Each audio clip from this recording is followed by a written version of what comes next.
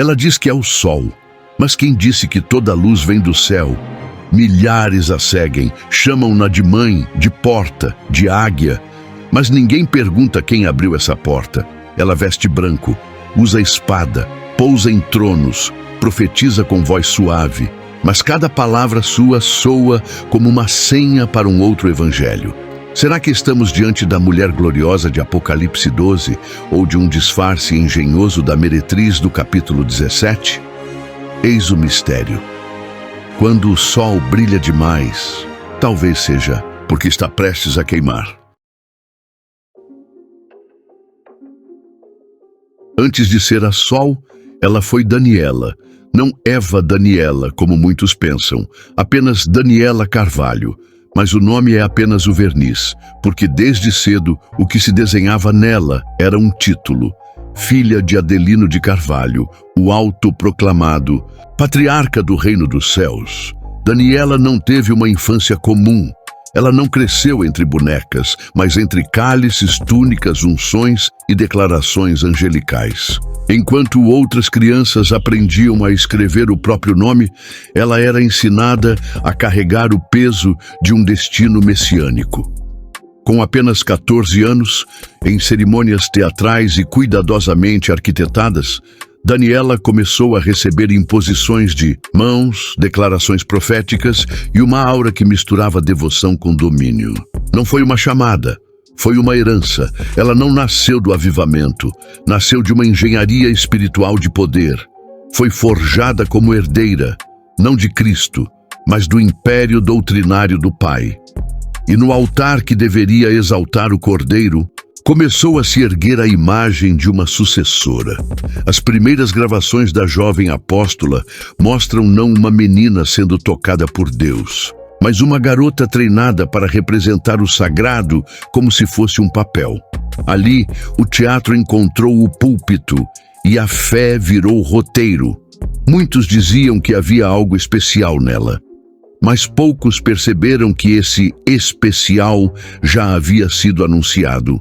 Antes mesmo dela nascer, a linhagem era o argumento, a profecia, o disfarce e o povo, sempre sedento por uma nova estrela para seguir, ainda que essa estrela os leve direto para longe da cruz. E aqui vai a pergunta que ninguém ousa fazer. Daniela foi escolhida por Deus ou programada para parecer eleita? Quem nunca sonhou com um toque divino? Quem nunca ansiou por ser tocado por uma mão que carrega o poder celestial? Uma mão que pode curar, transformar, restaurar? Pois bem, se você já viveu essa busca, prepare-se, porque o que vamos explorar aqui não é um caminho de luz, mas um abismo disfarçado de promessa.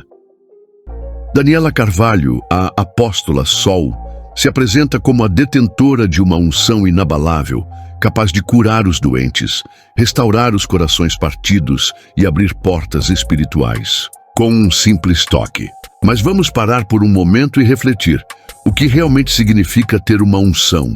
O que é ser tocado por Deus?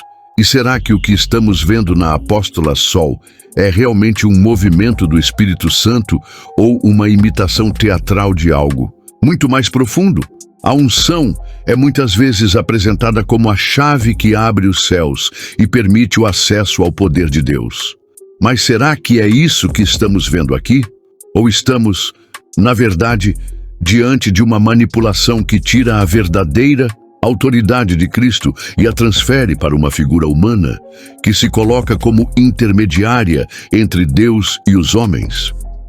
A Bíblia fala em Mateus 7, 21, 23 sobre aqueles que farão grandes sinais e maravilhas, mas que no fim estarão distantes de Deus.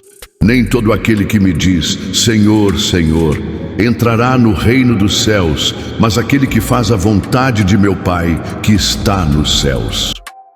O que é mais assustador aqui é que as pessoas estão se afastando da verdadeira vontade de Deus, cegas por milagres e manifestações que não têm raízes em Cristo, mas em um poder que se autossustenta e se alimenta da adoração humana. O que estamos vendo aqui é um aviso, um alerta para todos nós. O maior perigo não está nos milagres em si, mas em quem ou em que estamos colocando a nossa confiança. E se eu te dissesse que, por trás de uma fé genuína, pode haver uma máquina de adoração pessoal disfarçada de espiritualidade?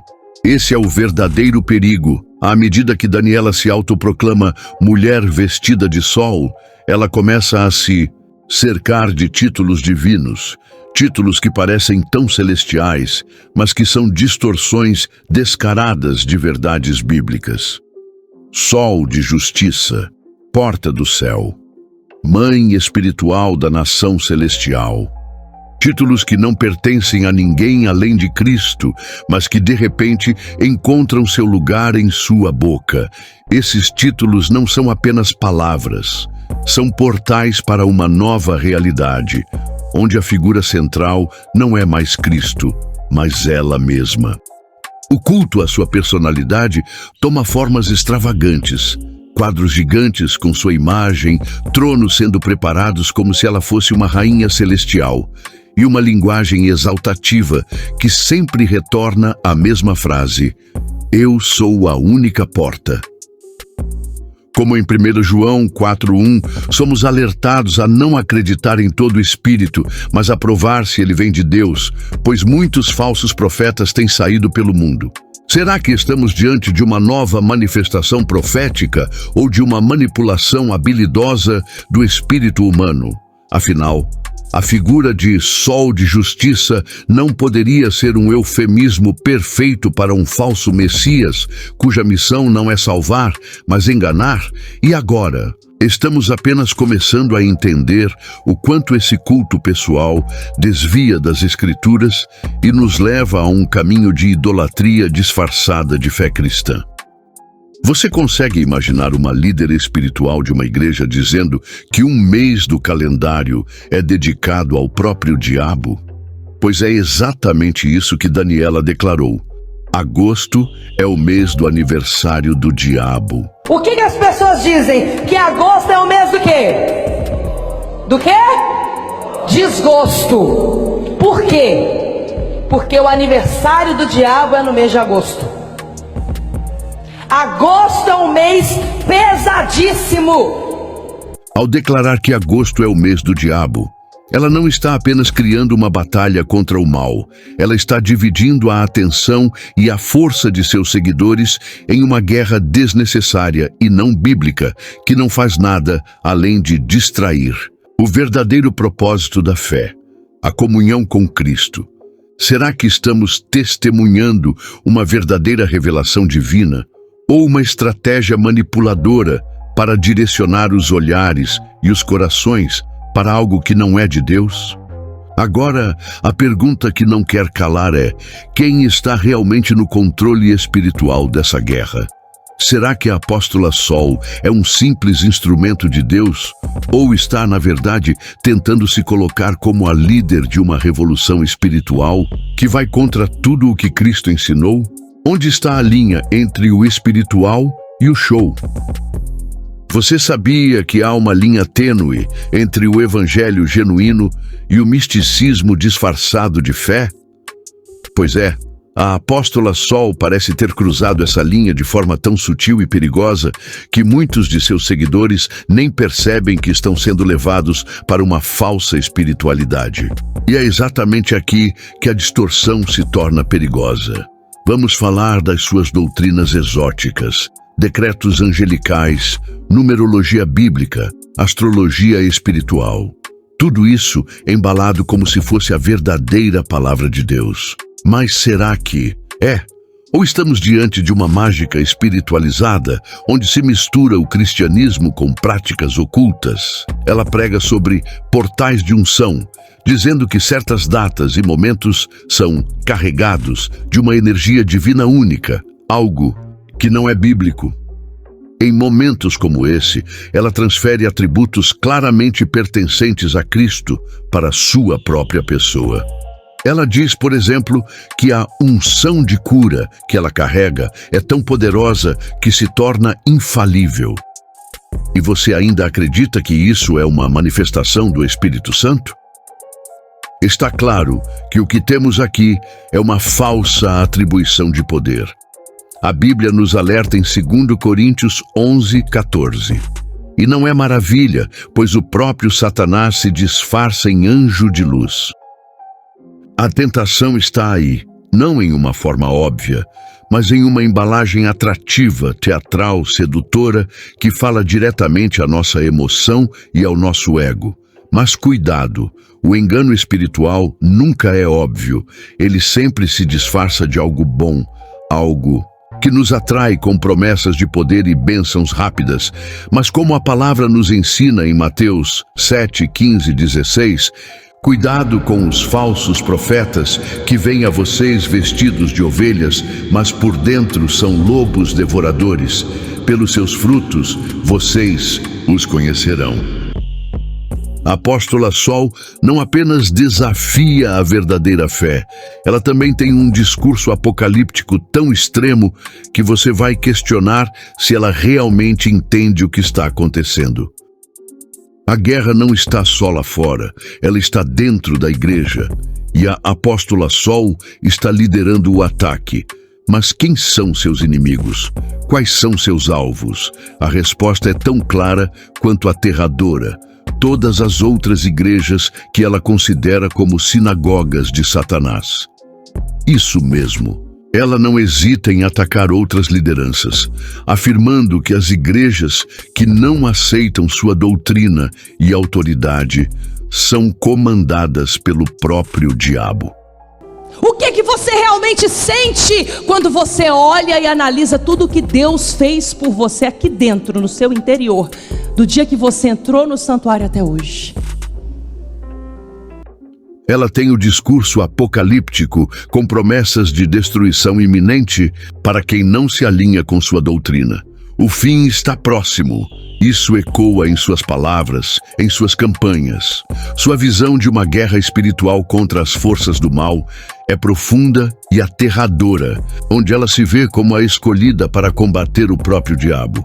Em Mateus 24:24, Jesus nos alertou: porque surgirão falsos cristos e falsos profetas, e farão grandes sinais e maravilhas, de maneira que, se possível, enganariam até os escolhidos. E aqui, em sua construção de um reino apocalíptico, ela se coloca como a líder da resistência contra o mal. Mas, será que ela está realmente lutando contra o diabo? Ou será que ela está construindo um império pessoal sobre as ruínas de almas perdidas? O Apocalipse 17 fala de uma figura misteriosa e perigosa. A grande meretriz, vestida com babilônicas riquezas e corrupta em seu coração, é a representação do engano final que vai seduzir as nações nos últimos dias. Ela é descrita como a grande cidade que tem domínio sobre os reis da terra. E eu te pergunto, isso não soa familiar? O culto à personalidade da apóstola Sol tem elementos aterradoramente semelhantes. Ela se coloca como a chave para a salvação, o centro de tudo, o vórtice espiritual de onde todos os fiéis devem beber. A unção que antes era de Cristo, ela agora transfere para si mesma, como se fosse ela a própria mediadora entre Deus e os homens. E o que é mais sinistro, ela não só se coloca no centro da adoração, mas também utiliza rituais e símbolos que exaltam seu poder pessoal, fazendo com que os fiéis se voltem para ela e não para Cristo. Ela se torna sutilmente a figura de adoração. Se você estiver em dúvida, compare com o que a Bíblia diz sobre a grande meretriz. Ela estava embriagada com o sangue dos santos e com o sangue das testemunhas de Jesus. Apocalipse 17:6. E agora, você consegue enxergar? Não estamos diante de um deslize teológico, mas de uma estratégia maquiavélica para capturar as almas e converter a fé verdadeira em uma fé de idolatria disfarçada de cristianismo. Agora, imagine como é fácil ser seduzido por uma líder que se faz passar por uma revelação de Deus, mas que, na verdade, está manipulando os corações e mentes de sua congregação. Não seria isso exatamente o que o anticristo faria? Ele se apresentaria como alguém inofensivo, cheio de palavras doces, mas seu único propósito seria tirar as almas de Deus e atraí-las para um império de escuridão. O perigo real está em você ignorar. Você pode estar pensando, mas ela fala de Deus, ela faz milagres, ela diz que cura. Pois bem, lembre-se das palavras de Jesus em Mateus 7, 15 e 16. Acautelai-vos dos falsos profetas, que vêm até vós vestidos como ovelhas, mas por dentro são lobos roubadores. Pelos seus frutos os conhecereis. Agora, os frutos são o que realmente importa. Você percebeu, não é?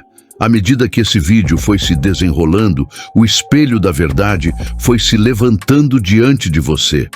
A reflexão foi profunda. Os pontos tocados não são meras palavras, são desafios, são convites para uma mudança genuína na sua caminhada espiritual. O que vimos aqui não é apenas uma denúncia, é um chamado para você não ser apenas mais um espectador da fé, mas um guerreiro consciente das batalhas que acontecem no reino espiritual. O que você tem aprendido, os passos que você tem dado, estão alinhados com aquilo que é verdadeiro? Ou será que, em algum momento, a sedução de um falso ensinamento foi deslizando silenciosamente em sua vida, desviando seus olhos da verdadeira luz de Cristo? O propósito aqui não é apenas informar, mas transformar. O que você vai fazer?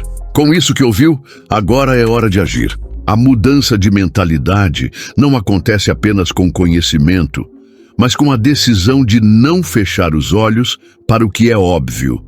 Você não está sozinho nesse processo. Eu estou aqui, e nós estamos aqui para crescer juntos. Porque cada passo que você dá em direção à verdade, cada reflexão que gera mudança, nos aproxima mais do propósito divino para nossas vidas. A mudança começa em você, e ao mudar, você muda o ambiente ao seu redor. Agora, eu quero te convidar a fazer parte dessa jornada contínua. Se inscreva no canal para não perder nenhuma nova reflexão que pode transformar sua vida. Deixe o seu gostei se você sentiu algo profundo, se algo dentro de você foi tocado e mexido. Porque a mudança começa quando você se posiciona. Comente abaixo, sugerindo novos temas. Sua voz importa. O que você quer que exploremos? Quais temas movem o seu coração? Compartilhe este vídeo com seus amigos e familiares. Não vamos permitir que essa mensagem fique limitada a uma tela. Vamos levar isso adiante e fazer com que mais vidas sejam edificadas. E claro, acompanhe a nossa jornada nas outras redes sociais. O que estamos construindo aqui é apenas o começo. Na descrição, você encontra os links para nos seguir. Não deixe essa verdade passar despercebida.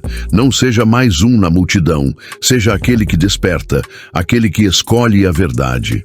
Nos vemos no próximo vídeo e que a luz da verdade continue guiando você em cada passo. Fique firme.